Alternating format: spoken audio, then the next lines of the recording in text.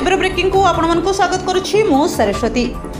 ढेंकानाल जिला कामाख्यानगर थाना मुक्तापोषी गाँ सत्संग घर पाख पोखरी मिला युवक सन्देहजनक मृतदेह। तांकू हत्या करी केही पोखरी रे पकई देथिबा परिवार लोके आनिले अभियोग। मृत युवक जनक परजंग थाना सांदा गाँव राजेश कुमार पाणी। राजेश मुक्तापोषी गाँव एक निर्बंध पई वीडियो शूटिंग थिबा नै गतकाली घर बाहरी थिले। तेबे सबुठारु बड़ कथा हैला जे से घर बाहरिबा बेले एक हृदयस्पर्शी रील्स करी मुक्तापोषी गाँव को बाहरी थिले।